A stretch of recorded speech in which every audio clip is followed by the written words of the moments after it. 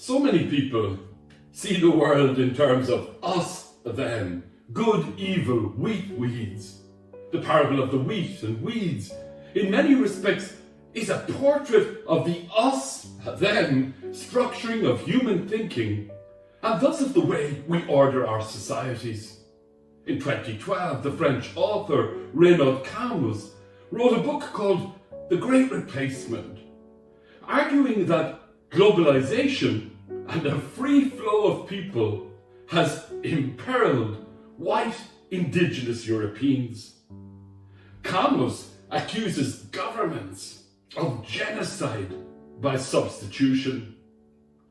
In 2018 in Germany, a very public row developed when the footballer Mesut Ozil, who played for both Arsenal and the German national team, was photographed alongside the controversial president of Turkey, Recep Erdogan.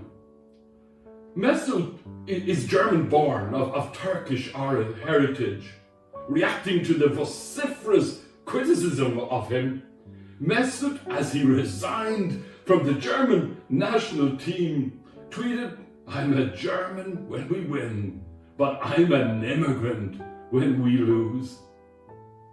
In Ireland, in recent years, we have seen growing efforts by individuals and groups to see the world in terms of wheat and weeds, valuing Irish lives above all others, thinking we can order our communities by separating out the weeds.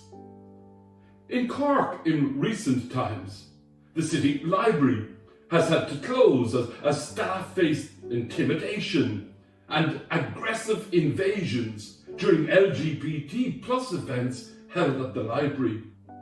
Furthermore, LGBT plus books in the library are subject to stinging criticism and resentment and calls for censorship. In an interesting article in the Examiner on Tuesday, Fergus Finlay notes that libraries and librarians don't just transform lives, they offer shelter, comfort, warmth to older people, poorer people, lonely people. Jesus' parable says no to seeing the world in terms of wheat and weeds, and urges a waiting attitude until the harvest time, when we will be shown the true nature of the field. This parable is crucial in calling into question all authoritarian power that beguiles the crowd to fear the other, fear those weeds. Spiritual writer Richard Rohr argues that at the level of contemplative consciousness, we move beyond dualistic either-or thinking. At this point, life and death, goodness and badness are not opposites. The one does not cancel out the other. There is enough spaciousness for everything to belong. Rohr elaborates by noting that so many Christians are absolutely sure they know who is going to heaven and who is going to hell. He exclaims, "What a strange and horrible comfort that must be. Why would anything except the tiny mind want that? The great mind hands that back to where it belongs, with the only mind where everything does belong, which is, of course, the mind of God." Poet Wendell Berry tweeted this week, "Respect, I think, always implies imagination, the ability to see one another across our inevitable differences as living souls." The central point of the parable of the wheat and the weed is that we multiply evil when we try to identify evil and weed it out. In this parable, the experts tell us that the brand of the weed looks very like the wheat.